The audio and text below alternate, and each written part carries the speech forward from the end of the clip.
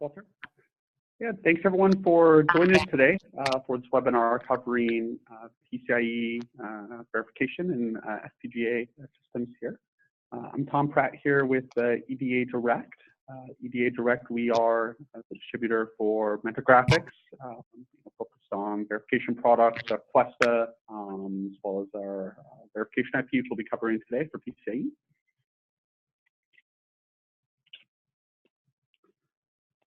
Small review of some of our products covering board level tools, DX Designer pads, Expedition hyperlinks, as well as models in Questa for FPGA and ASIC verification, and Fultherm for thermal analysis.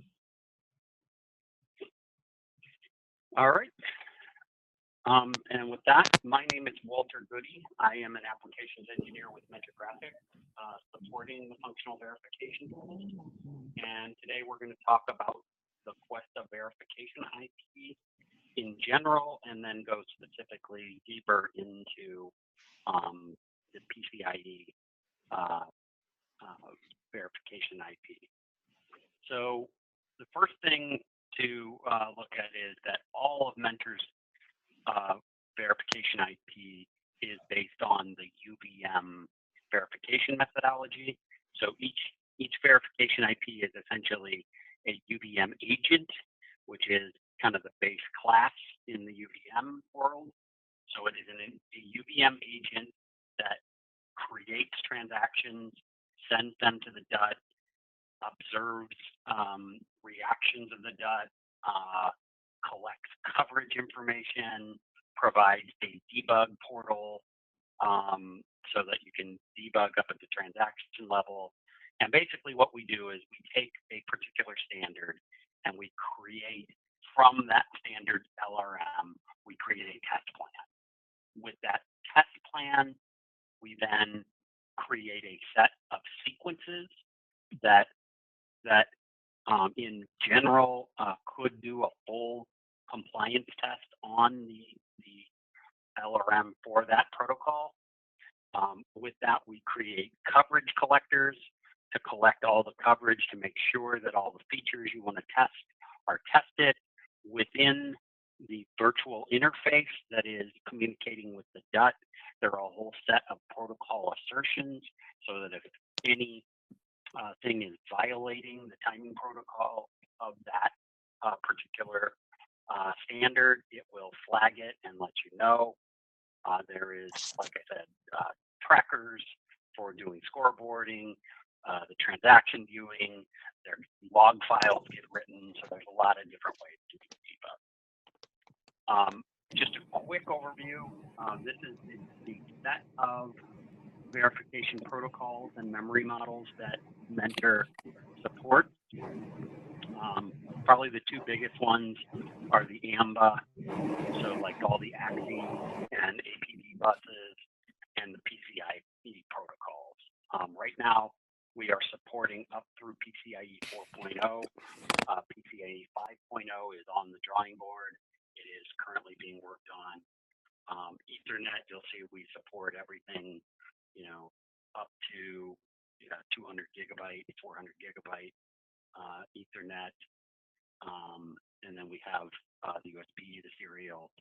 So basically, we sell these by the family. So if you bought PCIe, that means you could use as many PCIe verification IPs in a single simulation.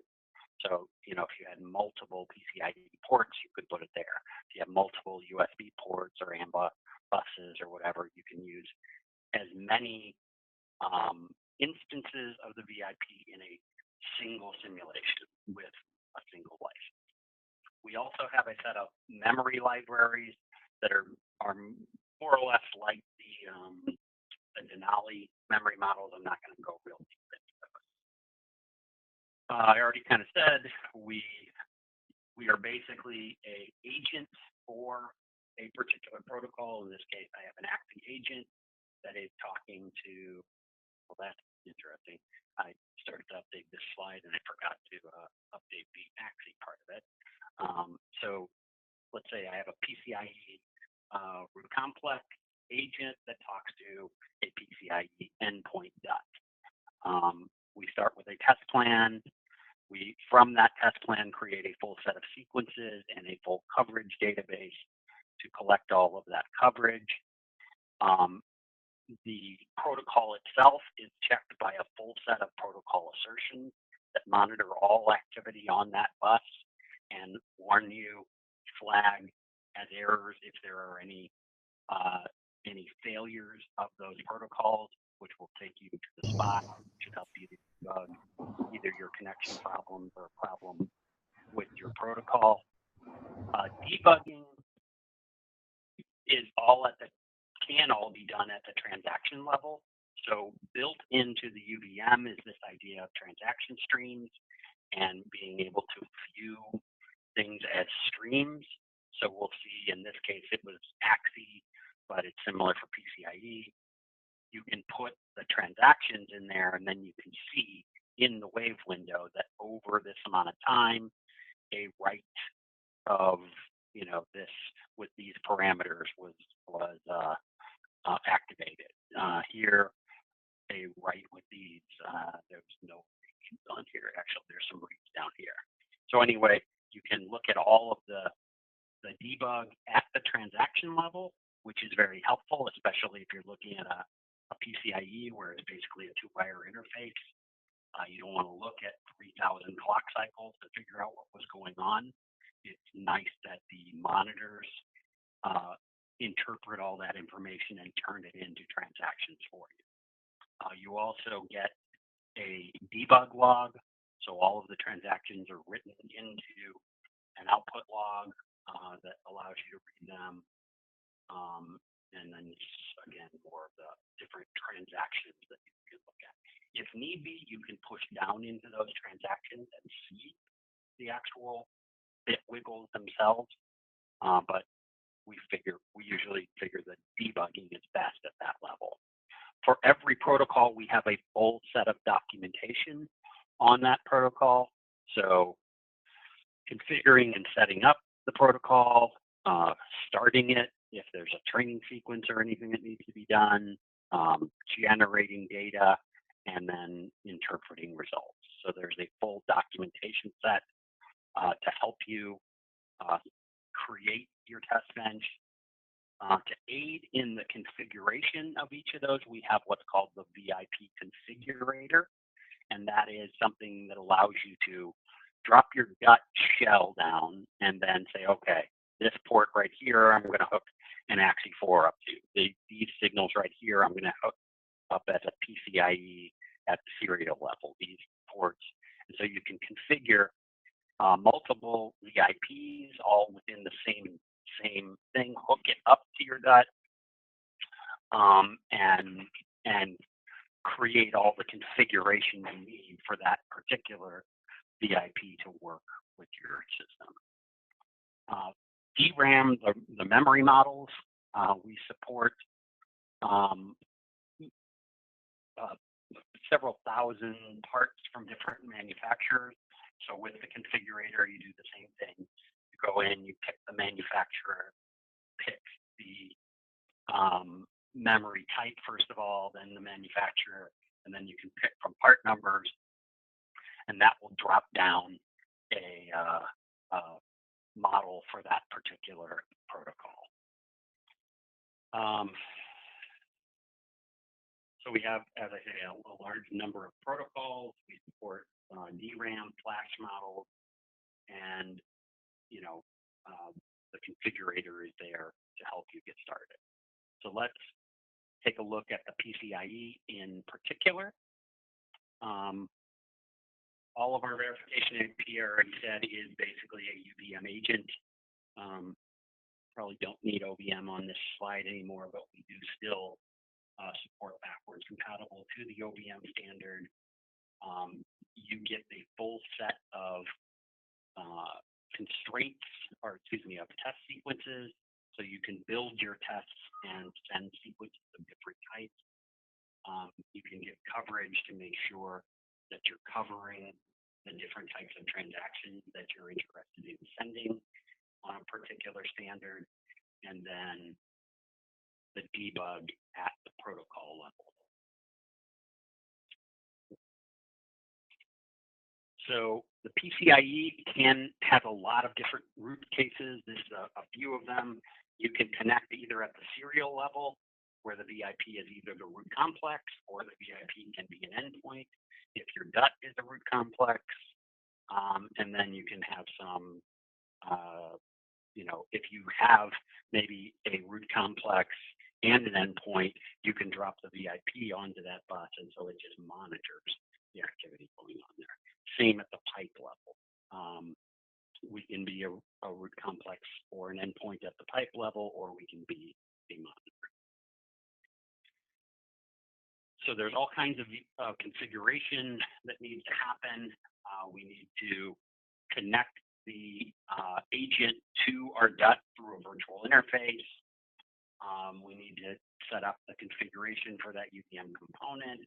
And so the work to do is basically to connect the VIP to the DUT, to create an environment around that, to create a test on top of that environment, and then to run the test. And as I kind of already said, we have this configurator that helps you do that task. So for the protocol, you would go through and you would pick out, say, in this case, PCIe. You would set what the bus widths are, how many lanes you're going to be, what generation of PCIe you're operating on, so all the configuration. And then you can configure multiple different VIPs that connect to your DUT. And then Mentor also has something called the UVM framework, which if you have custom interfaces on your device that are not in the VIP library, you can use the UVM framework to create the top level environment that hooks up to your custom things, and then you can bring in the sub environment that you create with your configurator to create your full top level test bench. And the whole idea is to try to minimize the amount of tasks that you are having to do to create the infrastructure and configure everything and get to productive verification as soon as possible. On the stimulus writing side of things, your job is to create the sequences, and you have a library of sequences to choose from. And then I'll show you, when we go over to the demo part, I'll show you some of the documentation on how to get those sequences. So, for instance, if I was going to set this up as I have a DUT, which is an endpoint. We're operating at the serial level. I would configure my VIP as a root complex with differential serial connections. Then by default, once I do that, when I launch a test, it automatically starts a training sequence to train the DUT. It goes through the bus enumeration, the speed changes, and basically does all of the setup portion of, automatically, and then you just need to start writing the transactions to be sending data over that serial interface. We have all kinds of error injection support. So at the transaction level, we support all of these types of error injection. Not going to go through each one. As I said, you'll have these slides available to you. At the data layer, we can inject error. And then at the physical layer, we can inject some A10B or framing errors. The VIP itself has a coverage collector for all of the transactions in the PCIe world. So your top level environment might have a coverage collector for other things, but we built in a coverage collector in the actual VIP agent, and you can go through that coverage database. You can pick the types of coverage, the types of transactions that you are going to be using in your system. You can, put in the goals for those transactions, and then run the data, and you will get a coverage report that says whether or not you have collected enough coverage. So just as a example, if you look at the PCIe specification at the transaction level, we've got a whole bunch of cover points, and at the data link level, at the physical level, and at the power management level. So those are all part of the PCIe test plan that is included with the VIP. So that test plan is an Excel document that lists all the different types of coverage, and then the linkage to the actual cover points and cover directives and cross coverages and everything else that are built into the VIP. And you can go and enumerate, what the goals are for collecting coverage, what things are important to me, what do I want to track. And then once you've run the simulation, you can go through and you can look at that test plan and see if you've met all the goals that you had. So again, there's a full set of documentation for all the verification IP. I'll show you a little more in depth on this in a couple of minutes. So what we really feel like is when you're talking about verification IP, we are very passionate on the fact that if you want to fully test your design, the UVM is really the way to go, and that is what we have built all of our verification IP around. So that does require you to, if you're going to use the Questa verification IP, then you are essentially saying you're going to use the UVM test bench, and then you'll instantiate our verification IP as UVM agents. We've tried to make it as easy as possible to configure with the configurator, and then document well how to create your stimulus. We've got all the different error injection capabilities, functional coverage metrics, etc., and then the transaction queuing. So if you want to learn more than what I've just talked about, I highly recommend going to the Verification Academy, which is basically just verificationacademy.com. If you search for Verification Academy on Google and you hit I'm feeling lucky, that will take you to here. The Verification Academy is several things. It is one, a set of verification courses. So there are about 10 different courses that are targeted at FPGA verification. Everything from, let's go from a lab testing environment, let's go to a simulation environment, let's start collecting code coverage and other coverage, let's start doing self-checking test benches, all the way up to evolving you to a UVM style test bench. The courses themselves, I really like the way they're organized because they are compartmentalized into about 15-minute videos. And so one course will have maybe 15 chapters. What we found was if we tried to put out a 3-hour webinar on a topic, no one would watch it. So by serializing it into consumable chunks, that gives you the opportunity to watch 15 minutes at lunch today, come back in a couple of days, watch a little more, you can get much more in depth. So that's the courses. There is also a set of cookbooks. So there is a coverage cookbook, which talks about how to collect functional coverage on your design. And then there is a UVM cookbook, which basically is a set of examples and best practices and et cetera, all on building UVM test benches. And then the final thing is there is a forum where our verification experts monitor that forum. So if you have questions, you can put them out there on the forum and get answers from our verification experts or from other users. So with that, I'd say we have every reason to engage. If you are using complex protocols like the like PCIe and Packet 4 or Buffer systems. Okay, let's see this. You will not necessarily want to create that yourself. So that's the use case for the verification IP. So with that, I actually went through those slides much more quickly than possible than I intended, but that gives us a chance to look a little more in depth in the demo here. So let me see. Let me full screen this. So here is a copy of the verification, or excuse me, the documentation for all the verification IP on the info hub.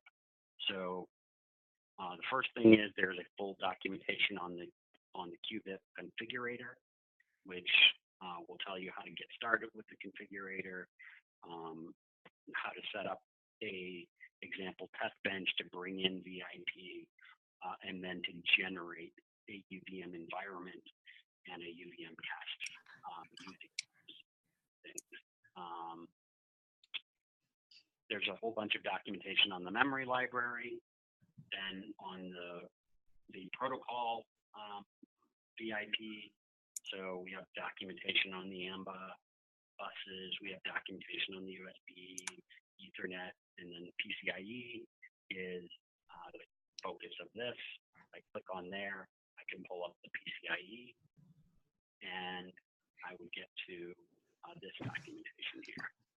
So this is on the PCIe Express. So we just have a little introduction on the architecture of QVIPs in general.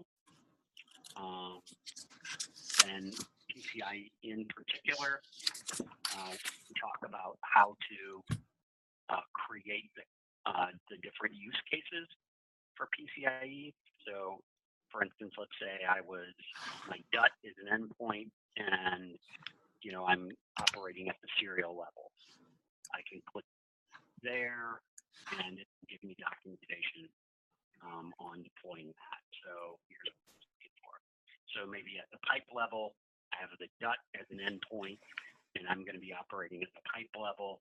It talks about, what the use case there. So we have a whole bunch of different use cases. Then from there, it talks about configuring the VIP, what the startup sequence is going to be, the bus enumeration, the speed change negotiation, all the different pieces of that startup sequence, how to instantiate in different areas. Then we talk about the different sequences that are available. So there's the initialization sequences, the transaction layer sequences, the data layer sequences. So definition on those built-in sequence items, and then documentation on how to create your own custom sequences. We can go into error injection. And so at each layer, the physical layer and data link layer, the transaction layer, we can go through the documentation of all the different types of error injection that you can do at each of those levels. And I think that's good for documentation for now. So let's go over and take a look at, let's bring this up in the GUI. So debug. So in this example that I'm bringing up,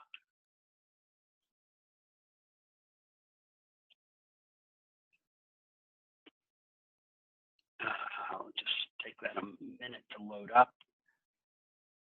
This is at the pipe level. And so we are, I believe that the root complex, the DUT is an endpoint and the VIP is acting as a root complex. So yeah, I have a root complex agent that has a sequencer. Then I've got several different channels that I'm sending on. I've got the monitor and the driver and some other things. If I come down here, So you'll see when you're using VIP that you see the RPL hierarchy in one tree here. And so that's going to show me like all the DUT hierarchy, going down through the DUT. I have a clock generator. And then right here, this root complex here is actually just a system Verilog interface. And it's really what's called a virtual interface.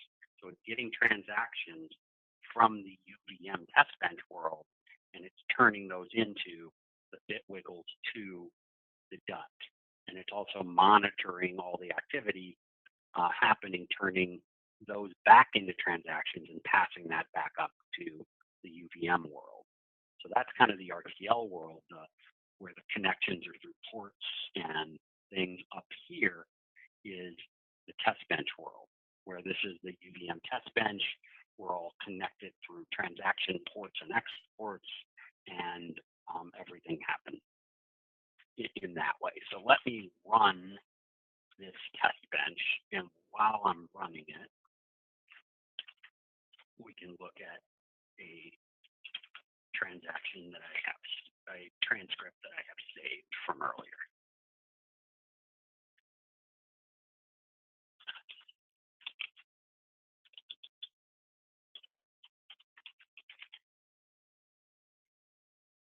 Okay. Do I already have it open? Yeah. I already have it open right there. Okay. So let me go up to the top of that, and then let's just kick off a run over here. And while that's running, we'll take a look at a few things. So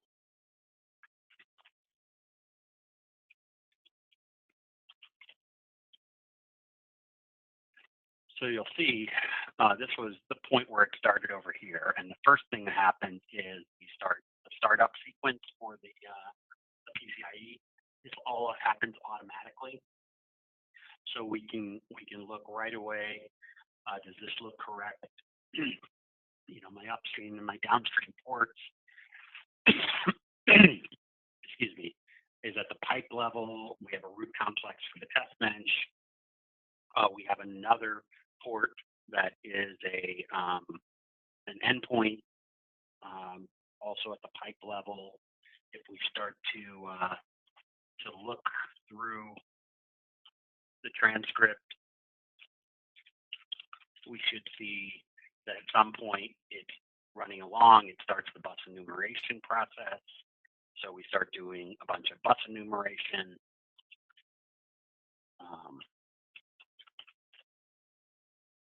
Eventually that bus enumeration will finish, and then the startup sequence is finished, and then at that point we can start to send transactions.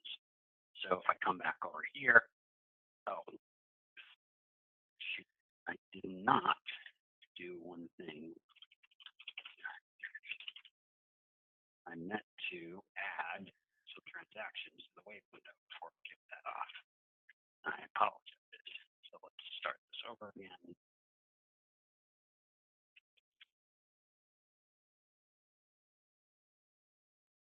Hopefully that will start.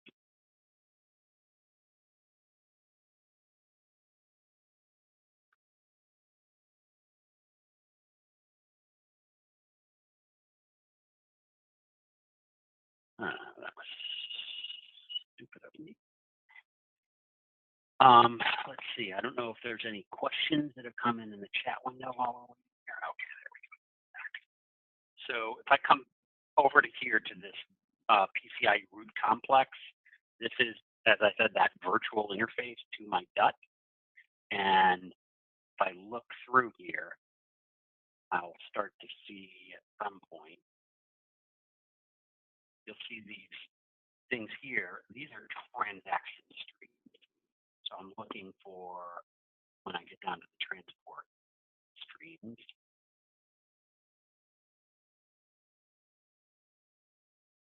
so yeah, the transport streams, I have a channel 1, a channel 0 transport stream. I can add that to the wave window. I can add any of these transactions to the wave window. Let me just do wave dot. and you'll see I'm going to add a few transactions to the wave. So I've got the transport stream, I've got requests, and I've got acknowledges. So now when I run my test bench, and I don't think this we'll see we're going through that bus enumeration phase. We're negotiating speed changes. That was the other thing that I didn't show here. We start off at Gen 1 speed. At some point,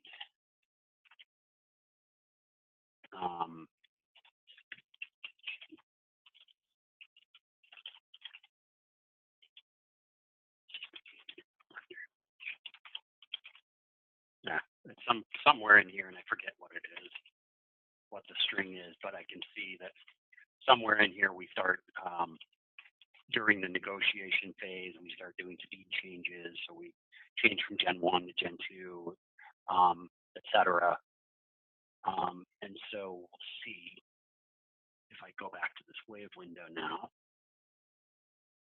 You can see over here the streams that I put in during that initialization phase and the bus enumeration and the startup. I wasn't doing any transactions of interest.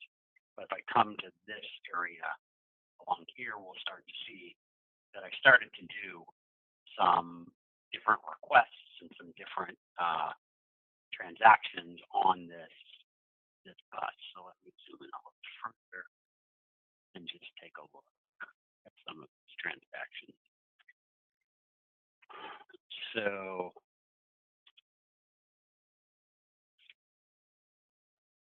you can see I'm doing some configurations right here on this channel.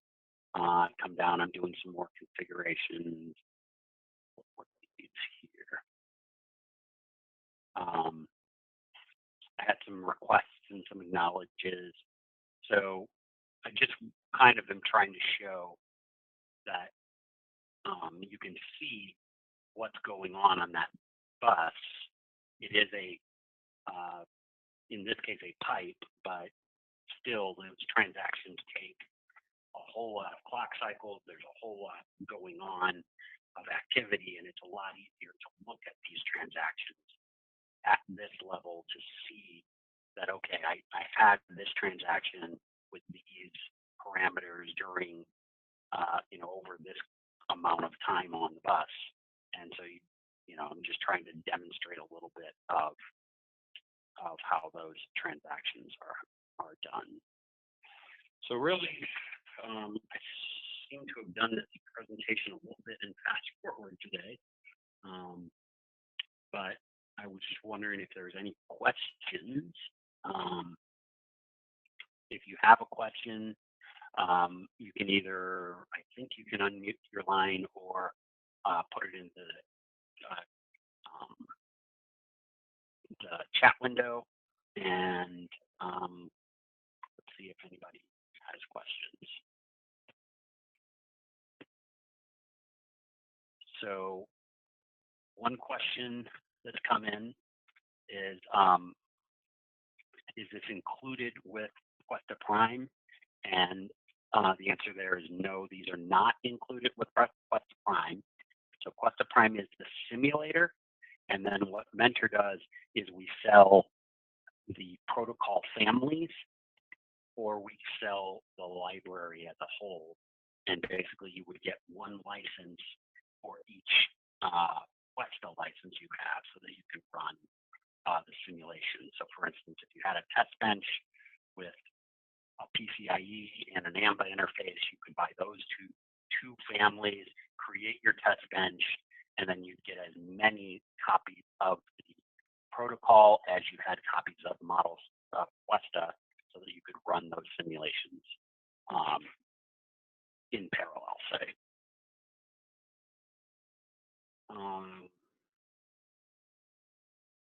Any other questions?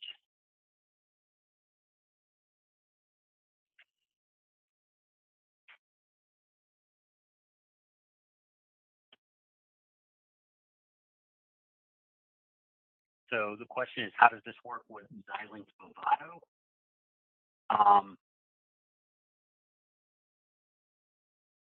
So Vivado itself has the ability to launch a simulation from the tool. If you create a UVM test bench, you just need to instantiate Vivado with, the UVM test bench itself. You can kick that off. Honestly, I would say most people who are doing a full-blown UVM test bench are probably doing their verification separately from their Vivado project, and then just using Vivado for the synthesis and switching route step. But I'm fairly sure it's possible to configure Vivado to kick off the UVM test bench. It's just not something that I do a lot myself. Oh, that's a good idea. Can you demo the configuration tool and show what its output and how you do that into your test bench? And yes, I can do that. So let me do that.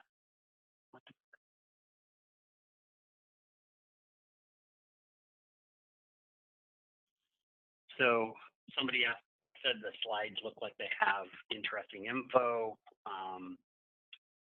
Are they available? And I believe that there will be a PDF version of the slides available. And then he asked about interlocking.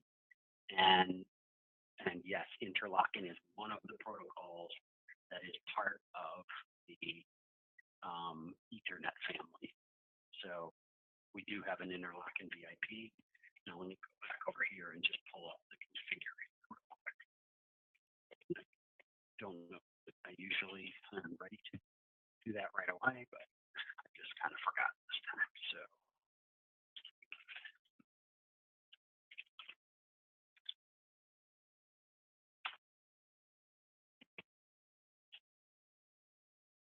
So pull up the Cubic configurator. While that's loading, someone just asked if there's a 1553 VIP, and I believe the answer to that is yes. So it's part of our Millero family. We have the 1553B qubit available, and I believe that can do both 1553A and B. So I don't really have a demo ready per se, but one thing that you can do is you can bring your test bench in and say, okay, I have this test bench, and then you can connect up to that itself. But without a test bench, for instance, I can say, okay, I want to put in a PCIe interface. So I'm going to click on that. And then we'll see, okay, you'll say how many lanes the interface is going to have, what is the wiring you're going to do there. You can say, okay, is this VIP going to be a root complex? Is it going to be at the serial, at the MAC, at the PHY level? So let's say that I want the VIP to be a root complex at the serial level. Then I can come over and I can actually go through. If I come back over here to the test bench, I can create a DUT since I didn't already have one. And that basically creates that DUT with the default name as the connectors. It has the same naming convention as the actual VIP. I can come over here and I can change some of these names if I need to. So let's go back and let's say I also have an ARM bus maybe. So let's add an AXI bus, an AXI 4 bus. We'll have just use the defaults on there. We come back, we'll see now the test bench.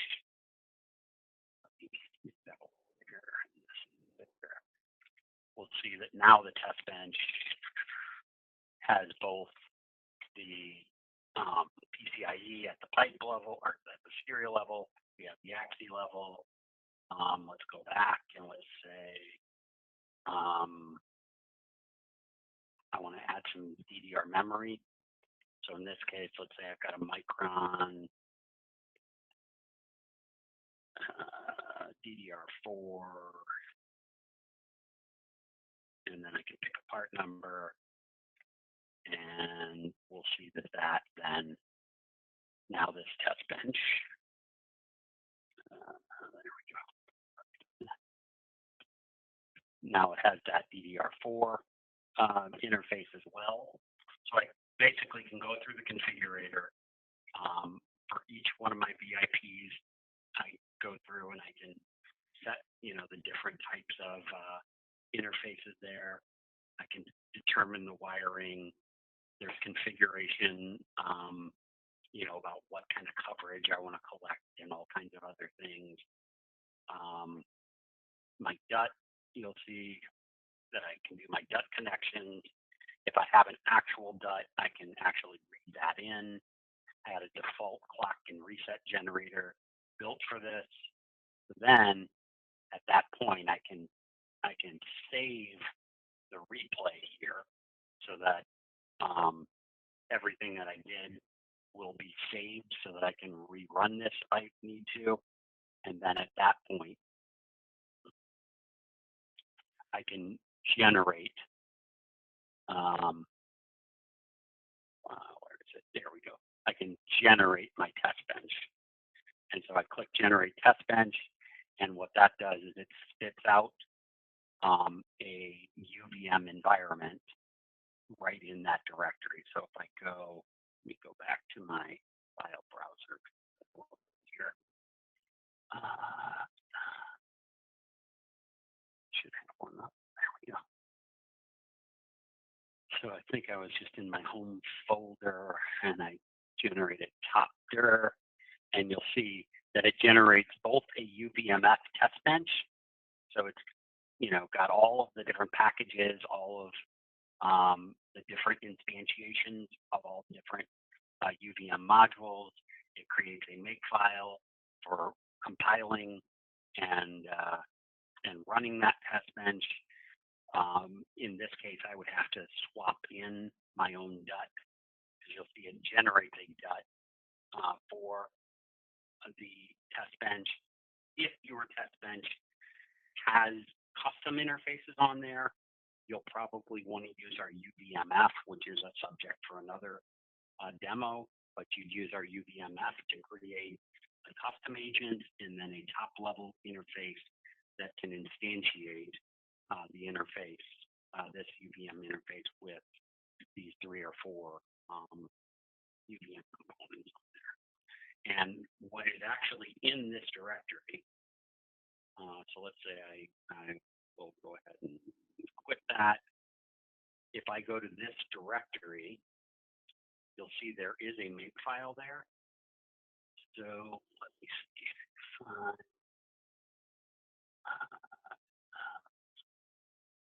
think I can open, well, let's just do it this way. Let's come here, open a new terminal. I can come over there and you'll see I have this makefile.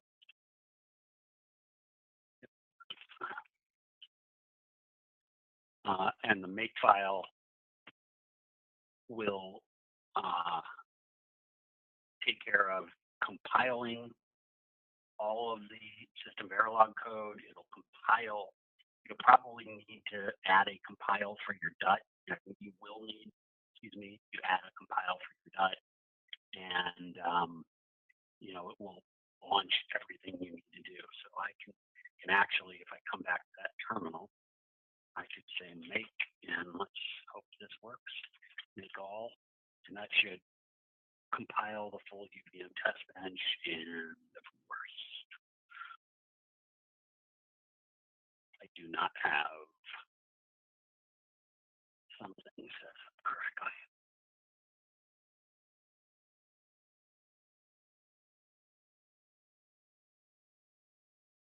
So I apparently don't have my UVMF variable set up correctly, so I need to set that UVMF home. But other than that, I should be good to go. So actually, maybe let's go back over to the UVM test bench instead.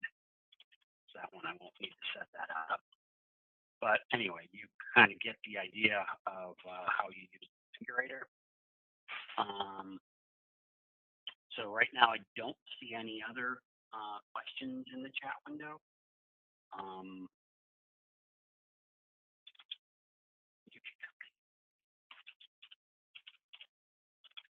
Let's see if this makefile will run. Are there any labs tutorials available to try the? So there definitely are. You'll see what I've been working in is this verification IP workshop. So we have a PCIe specific lab. It's a set of 3 labs to run on some canned data that already exists. And then in the installation, there's a whole bunch of tutorials, a whole bunch of examples of different use models for different pieces of the IP. I believe there's a configurator lab that gets installed in there. So there is a whole bunch of labs that we have on our own existing DUTs, and then a whole bunch of guides on how to get you started with your own.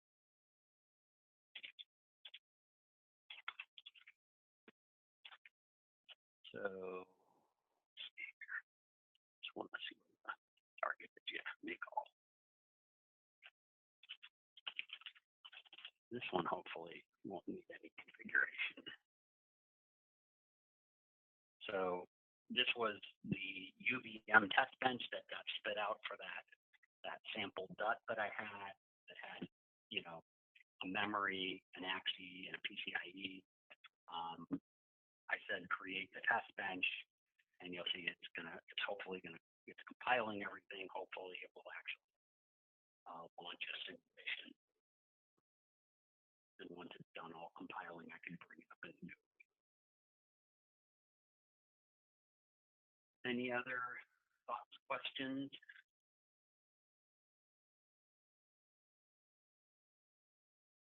And if not, as soon as this finishes, and I show you that real quick, I think we'll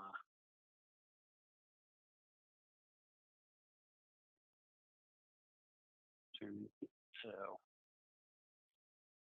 always the issue with doing on-the-fly demos. So it can take a while. So Tom, do you want to have any final words? Thanks everyone for attending today. Hope it was useful. We'll go ahead and send you a link to the recording of this. You can review at leisure there as well as the slides. And happy to help answer any follow-up questions you guys may have as well. So I've sent the slides to Tom. I think if you let's go back over here. So that seems to be taking a while. Let's go back over here. So here's the general contact information for EDA Direct, and then is it just Tom at EDA Direct? Is that correct? It is, yeah. And then I think I will be sending out some follow-up emails after this also. Yeah. Okay. So if you have any questions, if you want a copy of the slides, I would say you can either call or email Tom, and I think he'll be following up with folks after this. So with that, I think we'll just say thank you, and hopefully this was informative. All right, thanks everybody. Thanks, Walter.